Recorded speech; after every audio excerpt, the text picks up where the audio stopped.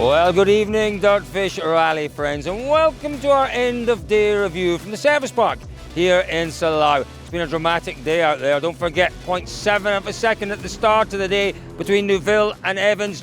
Neuville had a stormer. Sebastian Ogier, well, he had a bit of a nightmare on the final stage, but let's talk about the day then, shall we? But first of all, what we're going to do is we're going to have a look at the top 10 at the end of day 2. Well, here's how things look then after 13 stages. Neuville leads the way from Evans. That gap now, 16.4 seconds. Sebastian Ogier sits in third place. Sordo is in fourth, a mere 1.2 seconds behind Ogier. It's Cali Rovanpera in fifth place.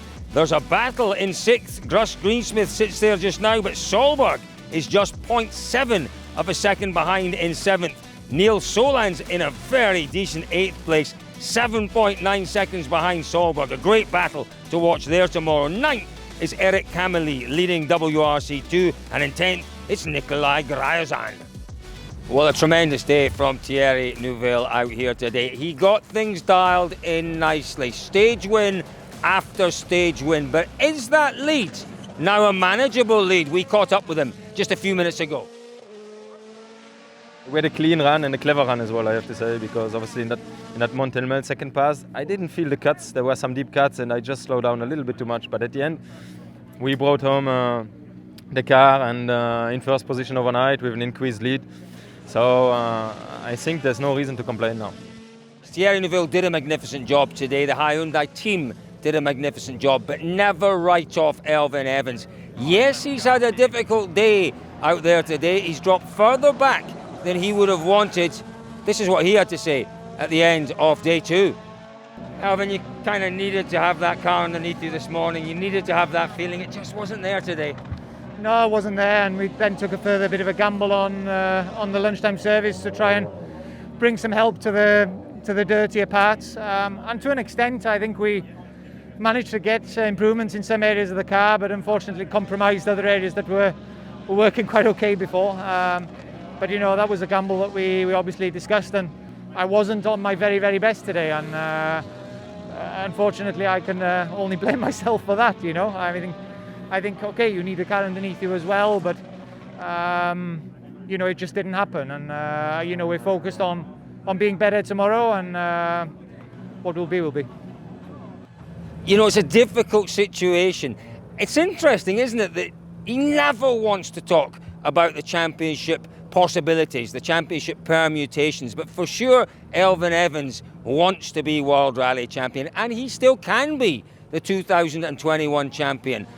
But there's a lot for him to do tomorrow. He cannot afford to chase down Thierry Neuville. Neuville, really today, it was all or nothing. It doesn't matter really if Neuville doesn't finish this rally. It mattered though that Elfyn Evans finished it, and it matters most that he finishes in front of, well, clearly Sebastian Ogier, who has had, it's fair to say, his own battles out there today. Ogier sat in third all day. He built a bit of a lead over the chasing Dani Sordo, but that all but disappeared in the final stage. This is what happened. Engine stall in the hairpin. I have no idea why, because to be honest, I know this can happen in this stage, and I'm very precautious always on the clutch. But no idea what happened. So yeah, it's frustrating because we finally had a good car this afternoon, and we think had a good pace and managed to make a small gap to Dani, but it's all gone in this hairpin. So at least the most positive is that I have a car which suits me now, and I think I have the tools to stay ahead of him tomorrow.